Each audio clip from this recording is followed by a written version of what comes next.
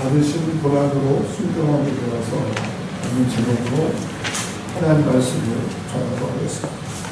에어컨을 꺼주세요. 시끄러워요.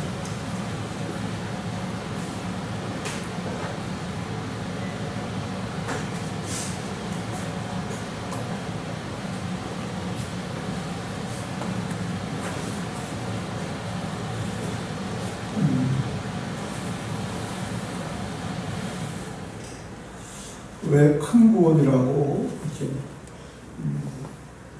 말하는가?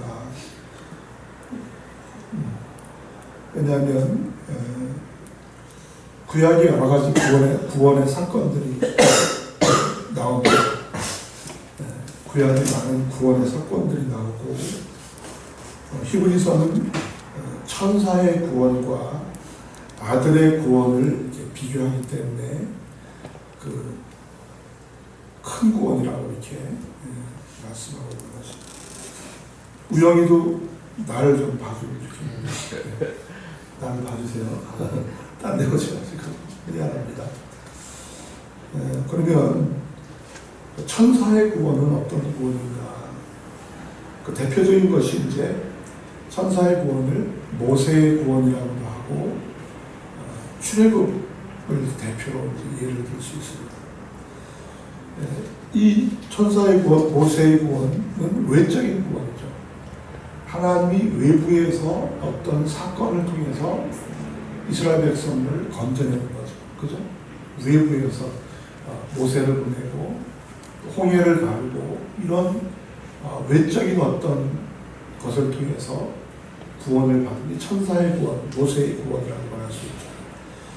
이 천사의 구원은 엄청난 구원이죠. 200만이나 되는 사람들을 애굽에서 탈출시킨 것은 인류 역사상 전무후무한 일이죠. 지금도 그런 일은 없다고 볼 수 있죠. 그리고 40년 동안 광야를 이렇게 걷게 하신 엄청난 일이잖아요, 이스라엘 백성들. 그런데 그 구원의 목적이 무엇입니까? 구원의 목적이 가나안 땅으로 들어가는 것에 구약 구원의 목적이죠. 그러니까 모세 구원의 목적, 또 천사들의 구원의 목적은 가나안 땅까지 가는 건데, 천사의 구원, 모세의 구원, 출애굽은 어떻게 했습니까? 광야에서 다 죽었습니다. 여호수아와 갈렙만 가나안 땅으로 들어갔습니다. 지금도 많은 기독교인들이 이 천사의 구원, 기적의 구원을 기대하고 있습니다. 병 낫기를 바라고 어떤 기적이 내 인생에 일어나기를 바라. 이게 다 무엇입니까? 천사의 구원, 모세의 구원. 이 천사의 구원, 모세의 구원의 한계는 일시적이라는 것입니다. 제한적이라는 것입니다. 이스라엘 백성들이 200만이나 애굽을 탈출해서 가나안까지 들어가지 못하면 다 광야에서 죽지 않습니까? 이게 다 제한적이고 한계적입니다. 그리고 가나안 땅에 들어간 것은 여호수아 갈렙밖에 없는. 그러니까 구원이 이거는 상징적이고 제한적이고 유한한 구원이라고 할 수 있죠. 근데 아들의 구원, 예수님의 구원은 어떤 구원입니까? 예수님의 구원은 그러니까 천사의 구원, 모세의 구원에 비교해서 내적인 구원이죠. 모세의 구원은 아주 요란하고 엄청나죠. 출애굽을 일으키고 막 홍해 바닷물이 갈라지고 막 이런 구원이잖아요. 그런데 아들의 구원, 예수님의 구원은 그 내적인 구원이고 요란하고 큰 것이 없습니다. 아들의 구원은 생명의 내적인 변화, 생명의 구원인 거죠. 그러니까 죽고 다시 나는 것, 그러니까 거듭나는 것, 이것이 바로 아들의 구원인 것입니다. 그러니까 죽었다가 다시 나는 구원, 거듭남의 구원이니까 이것은 영원한 구원이에요. 그러니까 죽고 다시 살아서 예수님과 하나가 되는 것, 예수님 죽고 다시 사는 것 자체가 예수님께 포함되어 죽고 예수님께 포함돼서 살아나는 거니까 이것은 영원한 구원, 제한이 없는 구원. 그래서 이 구원을 큰 구원이라고 히브리서가 말하고 있는 것입니다. 그런데 지금도 많은 기독교인들은 여전히 큰 구원을 기대하고 있습니다. 병이 치료되기를 원하고 방언이 막 터지고 내 인생에 어떤 기적이 일어나기를 바라고 아직도 뭡니까? 구약의 구원, 천사의 구원, 모세의 구원을 바라고 있는 것입니다. 더 완전한 구원, 영원한 구원, 아들의 구원이 왔음에도 불구하고 이 구원은 요란하지 않고 크지 않으니까 별 관심을 갖지 않는 것입니다. 이것이 바로 현대 기독교인들. 그러면 예수의 구원, 아들의 구원, 예수는 누군가? 그 예수는 큰 구원의 근원이 되신다는 것입니다. 그러니까 모든 구원의 완결판이 된다는 것. 구약에도 여러 가지 구원의 모델이 있었습니다. 아까 말한 것처럼 출애굽도 구원의 어떤 형상이고 모델이죠. 그런데 그 구원의 모든 것들의 실제는 바로 예수님이라는 것입니다. 예수님이 구원의 근원이 되신다는 것입니다. 오늘 본 말씀에도 그렇게 말하였습니다. 그가 아들이시면서도 받으신 고난으로 순종함을 배워서 온전하게 되셨은즉 자기에게 순종하는 모든 자에게 영원한 구원의 근원이 되십니다. 예수님도 어떤 과정을 통해서 구원의 근원이 되셨다. 구원의 창시자가 되셨다. 이렇게 말씀하고 있는 것입니다. 그래서 예수님의 구원만, 아들의 구원만 영원한 구원이라고 우리에게 말하고 있는 것입니다. 그런데도 많은 현대 기독교인들은 모세의 구원, 천사의 구원을 소망하고 바라고 있는 것입니다. 뭡니까? 광야 수준의 여정이 구약의 수준에 머물고 있다는 것입니다.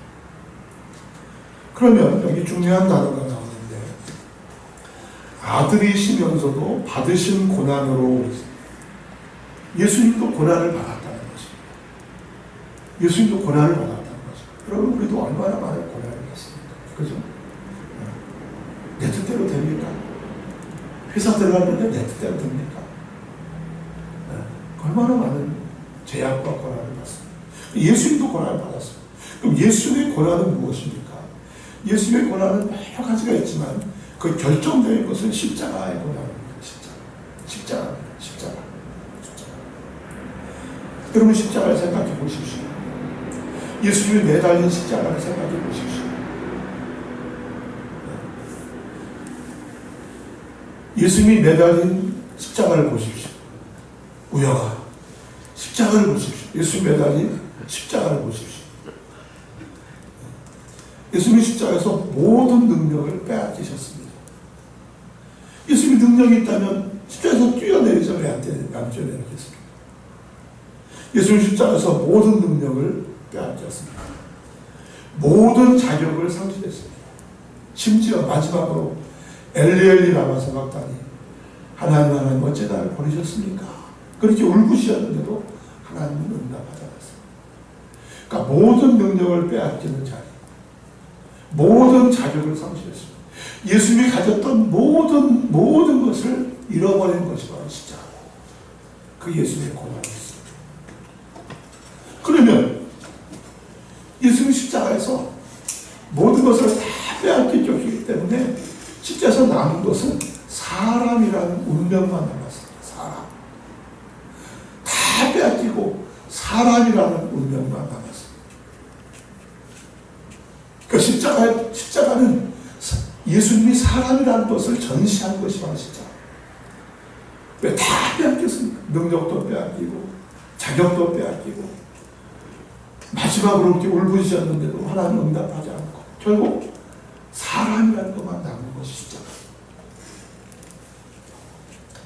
그럼 왜 이렇게 예수님이 십자가에서 다 빼앗기고 모든 자격을 상실했을까? 우리의 중보자가 되기 위해서, 즉 우리를 포함하기 위해서 그랬습니다. 여러분 잘 생각해 보시죠. 구원은 예수님 안에 있습니다. 근데 우리 기독교는 지금, 저도 그렇게 배웠습니다. 예수를 영접하면 구원을 얻는다고 배웠습니다. 틀린 건 아닙니다. 예수 영접하면 구원을 얻었다고 생각합니다. 그런데 여러분, 그렇게 여러분도 저도 그렇게 배웠고 그렇게 예수를 영접했습니다. 내 속에 계신 예수님이 나와 함께 하나요? 나와 늘 함께 하나요? 예수님이 늘 나와 함께 하는데 내가 이렇게 사나요? 예수님이 내 속에 들어왔는데 나와 함께 하는데 내가 이렇게 사나요? 예수님이 늘 나와 함께 하나요? 저는 아니었습니다. 저는 아니었습니다. 그렇게 못 보는 척.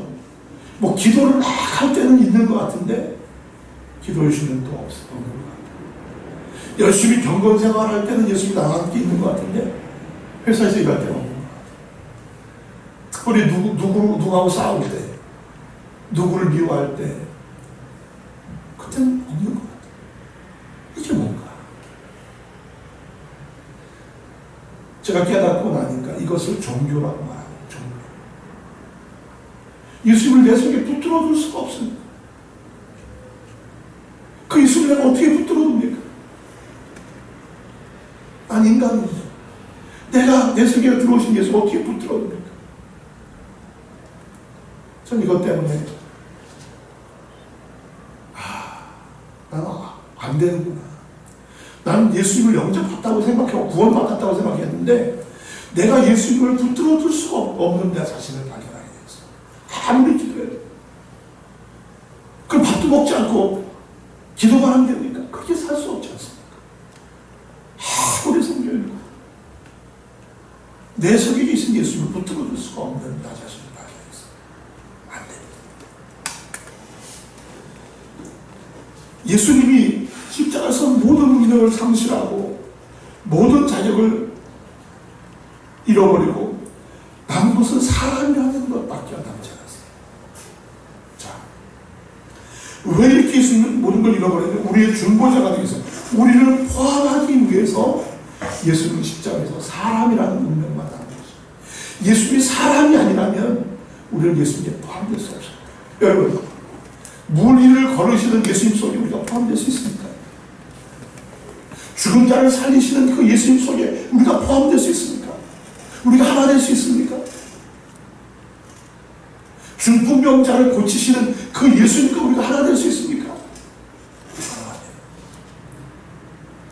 예수님은 우리와 하나 되기 위해서 모든 능력을 빼앗기시고 모든 자유를 빼앗기시고 난 십자가에서는 사람이라는 운명만 나왔어요. 거기서 우리는 예수님과 하나 될 수 있어요. 그 사람 속에서만 우리는 예수님과 하나 될 수 있어요. 결국 예수님이 십자가에 죽으신 것은 우리를 포함하기 위해서 죽으신 거죠. 이것이 십자가입니다. 우리가 주님 안에 포함되지 않으면 우리는 구원이 없습니다. 저는 이 진리를 깨닫지 못할 때 예수님을 끌어내려서 내 속에 영접하면 구원이지 않았는데 그거는 구원이 될 수가 없었습니다. 내 속에 들어온 예수님을 잡아둘 수가 없었습니다. 내가 아무도 모르는 곳에서 범죄할 때 내 속에 있는 예수님이 없었어요. 잡아둘 수가 없었어요. 아무도 안 본다고 생각하는 그 은밀한 곳에서 범죄를 하고 있을 때 내 속에 예수님을 잡아둘 수가 없었어요. 나는 구원받지 못했다. 내 구원은 거짓이었다. 그러나 나는 은혜로 십자가에 달리신 그 예수님이 사람이라는 운명밖에 남지 않았을 때 나는 그분에 포함될 수 있었어요. 저분이다. 내가 주님 안에 포함되니까 완전한 구원이 이루어지고, 내가 예수님을 끌어다가 내 속에 앉히려고 할 때는 이분이 내 속에 있는 건지 없는 건지 알 수 없었는데 내가 그 인간 그 예수, 모든 능력을 상실하고 모든 자격을 잃어버리고 사람이라는 운명과 남은 그 예수님 속에 내가 포함되니까, 그 예수님 속에 내가 포함되니까 완전한 구원이 이루어졌어요. 그분 속에 내가 있습니다. 그러니까 예수님은 십자가에서 모든 능력을, 모든 자격을 상실하고 이 사람이라는 운명만 남았기 때문에 우리를 포함해서 죽고 또 죽고 사는 일이 이루어졌어요. 우리를 포함하기 위해서 예수님은 모든 것을 잃어버리고 모든 것을 상실했던 것입니다. 함께 죽고 함께 살기 위해서 고난을 받으신 것입니다. 십자가에서 이것이 없으면, 나를 포함하는 예수님이 없으면 우리는 포함될 데가 없어요. 저는 과거에 십자가는 희생이다, 사랑이다 많이 설교하고 많이 가르쳤어요. 놀랍게도 모든 종교에 이런 희생과 사랑이 있어요. 불교에도 엄청난 기적들이 일어납니다. 불교에도 얼마나 많은 사랑이 있는지 모르고, 이슬람교에도 사랑이 얼마나 많은지 모르고.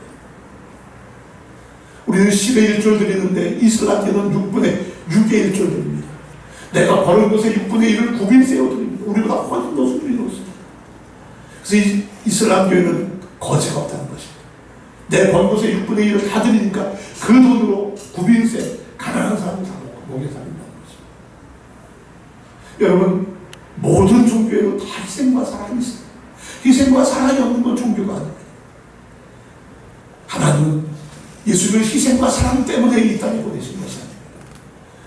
우리를 포함하고 죽고 우리를 포함하고 살게 하기 위해서 예수님은 십자가에서 죽게 하신 것입니다. 이것이 바로 예수님의 고난이고, 이것이 바로 십자가의 의미인 것입니다. 이것이 없는 십자가, 함께 포함되는 것이 없는 십자가는 아무런 의미가 없습니다. 우리를 구원할 수가 없습니다. 우리가 끌어내린 내 속에 들어오시옵소서, 이런 십자가는, 이런 구원은 있다가도 없고 없다가도 있는 신들 같은 구원이었습니다. 그런데 놀랍게도 오늘 말씀해 보니까 이렇게 말하고 있습니다. 그가 아들이시면서도 받으신 고난으로 순종함을 배워서 온전하게 되셨습니다. 예수님도 고난을 통해서 순종을 배우고 그 순종을 통해서 온전하게 되었다는 것입니다. 이 말은 무엇입니까? 고난은 우리를 온전케 하는데, 고난이 무엇입니까? 고난이 무엇입니까? 고난이 무엇입니까? 고난은 내 마음대로 안 되는 것입니다. 예수님도 이것을 겪었다는 것입니다. 내 마음대로 안 되는 것이 고난인 것입니다. 십자가가 무엇입니까? 내 마음대로 안 되는 것입니다. 십자가는 내 마음대로 할 수 없는 것입니다. 내 마음대로 완전하게 할 수 없는 것이 바로 십자가인 것입니다. 놀랍게도 내 마음대로 안 되는 것을 아는 것이, 이것을 알 때문에 비로소 인간이 되는 것입니다. 아, 인간은 피조물이고 내 마음대로 되지 않는 것이 인간이구나. 이것을 깨달을 때 드디어 사람이 되어가고 인생을 배우기 시작합니다. 내 마음대로 되지 않는 것을 깨달을 때 십자가를 배우는 것입니다. 아, 내 마음대로 되는 것이 아니구나. 십자가는 내 마음대로 되지 않는 것입니다. 십자가에 달려있는 예수님은 이럴 수도 저럴 수도 뛰어내릴 수도 없는 것입니다. 아무것도 할 수 없는 것이 바로 십자가인 것입니다. 내 마음대로 될 수 없는 것이죠. 저는 병원에서 이것을 경험했습니다. MRI를 찍으러 들어가는데, MRI는 굴 속으로 들어가는 것입니다. 그래서 몸집이 크니까 그 속에 들어갔는데 아무것도 할 수 없어요. 움직일 수가 없어요. 그 꼼꼼한 굴 속에 들어가요.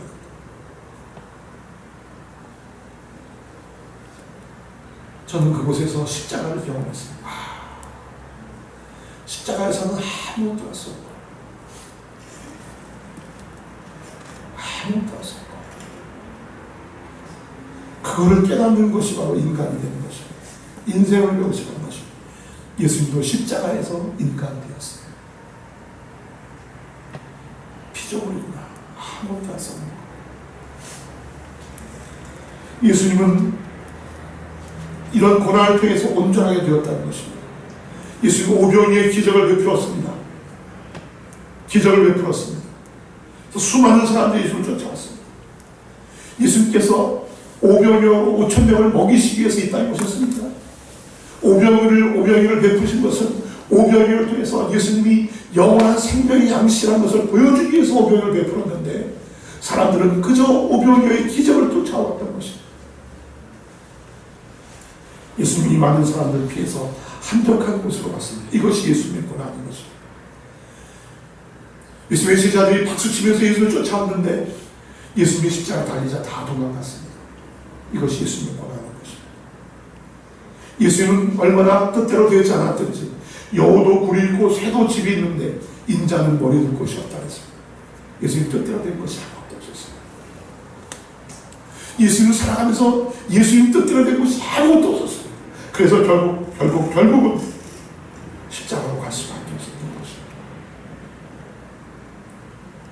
예수님 뜻대로 된 것이 아무것도 없었기 때문에 이렇게 가르쳐도 안 되고 이렇게 기적을 베풀어도 안 되고 이렇게도 안 되고 제자들도 다 되지 않았기 때문에 십자가로 갈 수밖에 없었던 것입니다. 우리 마태복음 27장 46절을 시작. 제90쯤에 예수께서 크게 소리질러 이르시되 엘리 엘리 라마 사박사니 하시니 이는 곧 나의 하나님 나의 하나님 어찌하여 나를 버리셨나요? 이렇게 하겠습니다. 이렇게 울부짖었습니다. 나의 하나님 어찌하여 나를 버리셨습니까? 이렇게 울부짖었는데도 하늘에서는 아무런 대답이 없었습니다. 이것이 사랑인 것입니다. 이것이 피조물인 것입니다.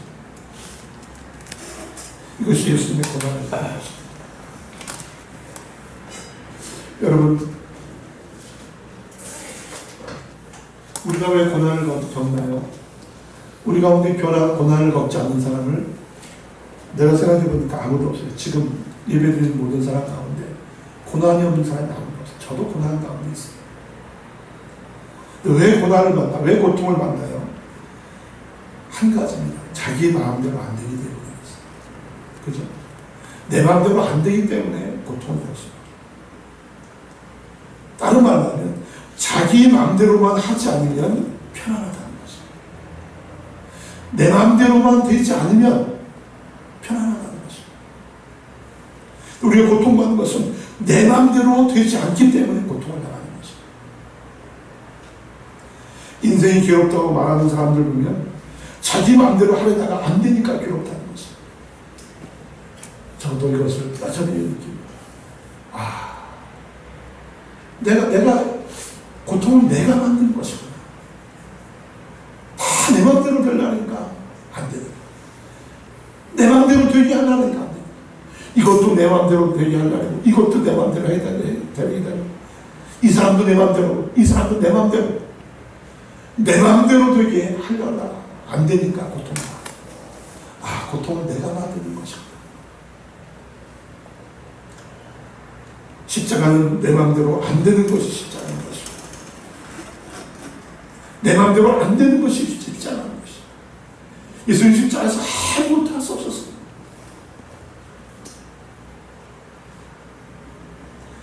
예수님께서 기적과 이적을 베풀 때는 사람들이 다 따라다녔어요. 수많은 사람이 쫓아다녔어요. 그러나 예수님이 십자가에 달렸을 때 다 버리고 도망갔습니다. 다 달아나 버렸습니다. 예수님의 제자들조차도 도망갔습니다. 아무도 그를 알아주는 사람이 없었습니다. 이것이 예수님의 고통이었어요. 고난이었어요.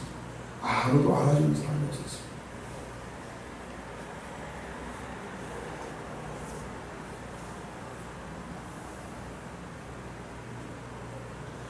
예수님은 이런 고난을 통해서 아무도 알아주지 않는 고난, 아무것도 할 수 없는 이런 고난, 이런 고난을 통해서 놀랍게 말씀하시기를 온전하게 되셨다는 것입니다. 여러분, 이 온전하게 되었다는 말이 무엇입니까? 목적지에 이르렀다는 것입니다. 이런 고난 아무도 알아주지 않는, 자기의 제자들조차도 도망가 버리는, 기적을 베풀 때는 우르르 쫓아다니지만 진리를 말할 때는 다 도망가 버리는 이런 아무도 알아주지 않고 십자가에서 모든 것을 빼앗긴 이런 고난을 통해서 온전하게 되었다. 이 말은 무엇입니까? 온전하게 되었다는 것은 어떤 목적이 이르렀다는 것입니다. 그것은 무엇입니까? 순종을 배워서 온전하게 이르렀다는 것은 결국 나는 피조물이구나. 나는 아무것도 할 수 없는 존재구나. 인생은 흙이구나. 나는 내일 일도 모르는구나. 여기에 이르렀다는 것입니다. 나는 피조물이구나. 나는 흙이구나. 나는 그릇이구나. 이걸 깨닫게 된 것입니다. 여기에 이르렀다는 것입니다. 예수님도 과정을 거쳐서 여기에 이르렀다는 것입니다. 그러니까 고난이 없으면 내 마음대로 되지 않는 것이 있어야 내 마음대로 되지 않는 것을 경험하고 이런 과정을 거쳐서 우리는 이런 온전함의 이름을 받으라 사랑합니다. 나는 아무것도 할 수 없구나. 나는 흙이구나. 나는 그릇이구나. 여기에 우리가 이르게 된다는 것입니다. 여기에 이르려면 나는 흙이구나. 나는 피조물이구나. 나는 아무것도 할 수 없는 존재구나. 나는 내 일을 모르는구나. 라는 것을 깨닫게 될 때 이제는 고통이 없는 것입니다. 아무런 고난이 없습니다.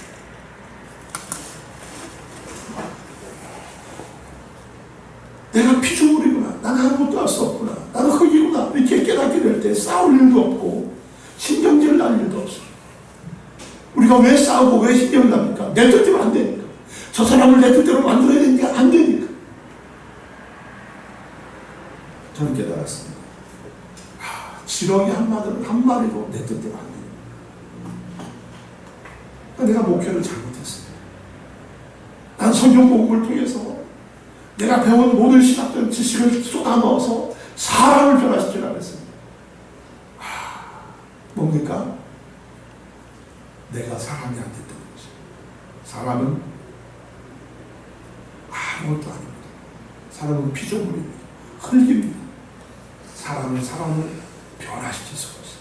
지렁이 한 마리도 나는 변화시킬 수 없어요. 지렁이의 생명 하나도 나는 어떻게 할 수 없어요.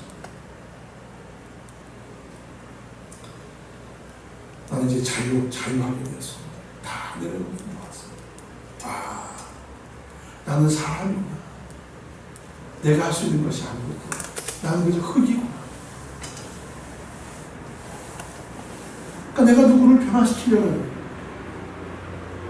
그런 천사의 생각 다 끝났어. 나는 그 누구도 변화시킬 수 없어. 나는 그저 사람인 것이다. 내가 아무것도 아니라는 것. 그 고난을 통해서 내가 순종함을 배우니까 내가 온전해진다는 것은 내가 사람 된다는 것입니다. 사람 된다는 것입니다. 십자가에서 예수님은 사람인 것을 전시한 것입니다. 나는 사람이다. 예수님께서 이런 순종과 과정을 통해서 온전하게 되었다는 것은 그분이 우리의 구원의 근원이 되었다는 것입니다. 이런 과정을 거쳐서 우리가 그분을 인정하고 그분을 영접하면 그것이 바로 구원이라는 것입니다.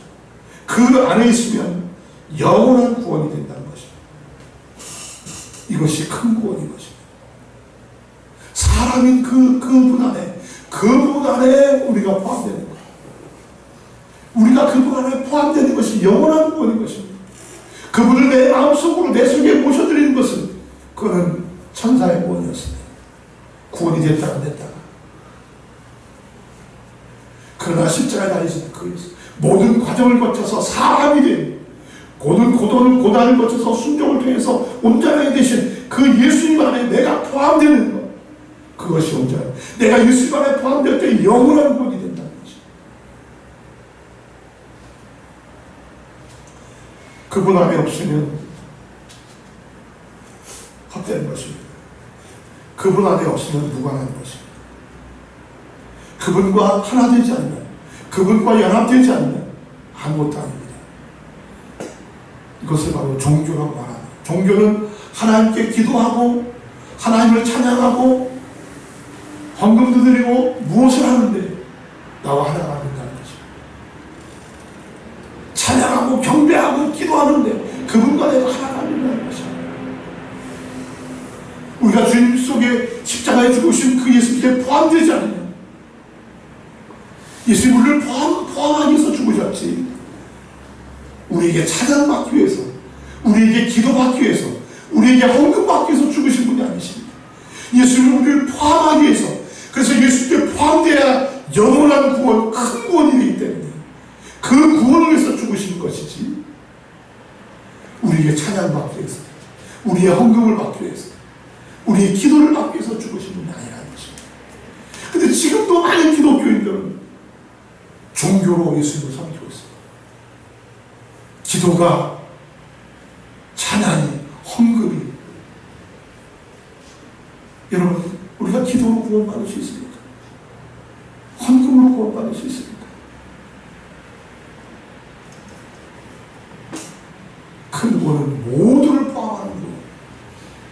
구약의 천사의 구원은 여호수아와 갈렙만 들어가는 거예요. 우리가 여호수아와 갈렙처럼 될 수 있습니까? 불가능합니다. 예수님 십자가에 죽으신 것은 모든 것이 끝났습니다.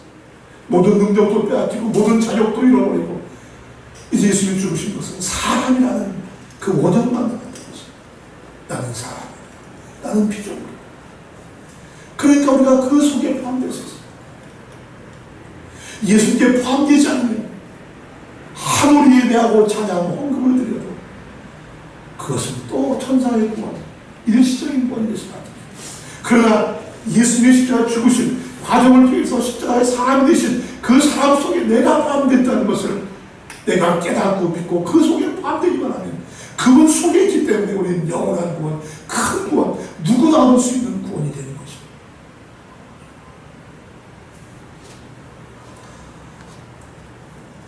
우리가 볼 때 인간이 흙이라 하면 그렇게 살기 싫습니다. 우리가 볼 때 예수님이 모든 능력을 빼앗기고 모든 자격을 상실하고 그저 사람으로 죽으신 것을 볼 때 우리도 제자들처럼 도망갈 수밖에 없습니다. 우리도 도망간 제자들 아닙니까? 한때 우리가 얼마나 열심히 뜨겁게 주님을 사랑했다고 고백했습니까? 예수님 십자가에 죽으니까 우리 다 도망갔잖아요. 왜 도망갑니까? 저렇게 살기 싫으니까. 내 마음대로 살고 싶으니까. 내 꿈대로 살고 싶으니까. 내 소원대로 살고 싶으니까 다 도망가는 거예요. 우리가 맨 마지막에 우리 교회 2018년 찬양 사람들은 말하고 노래는 하지만 그 길로 가는 사람들은 없습니다.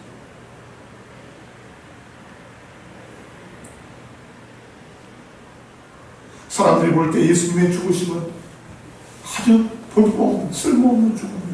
능력도 없고 자격도 없는 죽음이에요. 그러나 하나님 볼 때는 절대적으로 필요한 죽음이에요. 왜? 그 죽음에서만 부활의 생명이 나타납니다. 그 예수님에 포함해서 죽은 자에게만 그리스도의 생명이 나타나기 때문에 그렇습니다. 그 죽음에 동참한 자만 그리스도의 생명으로 살 수 있기 때문에 그렇습니다. 그래서 마지막으로 주님과 함께 죽고 주님과 함께 사는 사람, 그 사람의 감정을 읽어주겠습니다. 윤주 언니는 나에게 하루를 살아도 숨가쁘게 주를 표현할 자로 살아야 함을 깊게 심어주었다. 어떻게 살았느냐는 곧 어떻게 열매를 맺느냐인 것 같다. 하나님이 추수하실 때에 그에 맞게 추수되어지는 사람이다. 내가 어느 때에 어떻게 갈지 모르나 하루를 살아도 주님만 표현할 자로 알아지니 언니의 아름다운 인생의 마무리가 참으로 빛이 났다. 나는 젊다면 젊고 어리다면 어린 나이에 이미 한 번의 이혼을 겪었고 또 한 번의 이혼의 과정에 있다. 이번엔 아이까지. 나는 내 뜻과 내 방법대로 살고 싶은 기질이 강한 사람이다. 제안을 받으면 어디로 튈지 모르고 남 모르게라도 뭔가를 할 수 있는 사람으로 살 사람이다. 그런데 이러한 과정 속에 내 힘이 빠져가고 있다. 그동안 내가 어떻게 그렇게 살았지 할 정도로 지난날에 나를 생각하면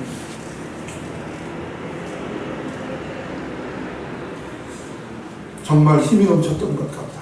불의를 보면 참지 못했고 뭔가 찜찜하면 끝까지 캐서 정답을 얻으려고 하고 하나님 나라에선 이런 모든 것들이 부질없다. 알아주지도 않는다. 빈 그릇만 갖고 있으면 절로 채워진다. 여러 가지 과정 속에 나를 있게 하신 하나님, 이 하나님이 만져진다. 내 속에 없던 감사가 나온다. 나의 모자람만 보면 할 말이 참 많으실 우리 아버지실 텐데 내가 어떤 모습으로 집에 오더라도 나를 탓하심이 없으셨다. 탕자를 그냥 말없이 품어주셨다. 그전엔 그 은혜가 보이지 않았다. 주어진 그 은혜보다 내게 없는 것을 찾으며 헤맸다. 이제 육신의 아버지 마음이 보이기 시작한다. 침묵 속에 얼마나 많은 사랑을 담고 계실지. 이제는 아버지 앞에 서는 게 두렵고 무섭기만 했다. 아버지만큼 모든 것이 완벽하지 못한 내가 스스로 판단되었다. 그래서 피하기만 했다. 그리고 아버지에게 없는 것만 기대했다. 이 무지한 자여, 내가 얼마나 어리석게 살았는지 이제 알아진다. 나는 그 마음을 몰라 늘 헤맸던 사람이구나. 하나님 아버지의 마음이 알아지니 육신의 아버지 마음도 알아진다. 요즘은 아버지 안에 내가 포함되어 그 은혜를 누리고 그것이 참으로 감사하다. 안식일이니 바랄 게 없어진다. 내 목을 졸라주고 나를 때려준 남편에게 고맙다. 그가 내게 은혜였다. 나를 폭행한 사람에게 은혜를 베풀어 주셨다며 감사하게 될 줄이야. 그 때문에 내가 지금의 은혜를 누리고 못 보던 것을 보고 감사하게 됐다. 그래도 음악을 전공해서 바이올린과 피아노를 전공으로 여기저기 애들 레슨도 하고 10년 넘게 미국 유학까지 다녀온 내가 지금은 친오빠 베이커리에서 빵맛집 일을 한다. 그런데 너무 감사하다. 부족함이 없다. 나를 받아준 오빠에게 그저 고맙고 육신적으로는 힘들지않다. 아이를 키우며 할 수 있는 이 일이 내게는 땅이다. 집에서 가족들 돕는 일을 하며 쓰여진다는 게 감사하다. 내 인생의 문제는 어떤 일을 하느냐가 아니라 어떻게 쓰여지느냐였다. 이 자리에 있으니 존재적 감사가 내게 임한다. 안방죽하며 말씀 들을 수 있고 실습으로 만든 빵을 교회 식구들과 나눌 수 있고 이 모든 감사가 나를 때려준 남편이 아니었으면 없었을 것이다. 은혜인 줄 몰랐을 것이다. 그리고 애굽에서 종노릇하며 내 인생을 원망하며 살았을 것이다. 내 선택에 대한 책임감이라고 자책하며 위로하며 꾸역꾸역 살면서 내가 벌을 받는구나 스스로 자책하며 살았을 것이다. 남편이 그렇게까지 해주지 않았으면 나는 그 속에서 나오지도 못하였고 2번 이혼할 수밖에 없지. 내 방법대로 내가 선택했으니 어찌하든지 살아야 하면서 육신적으로나 영적으로나 피폐해져 갔을 것이다. 죽어가는 나를 구원해 주신 하나님 앞에 내가 1번 이혼하든 2번을 이혼하든 그게 중요한 게 아니었다. 내가 어디 있느냐였다.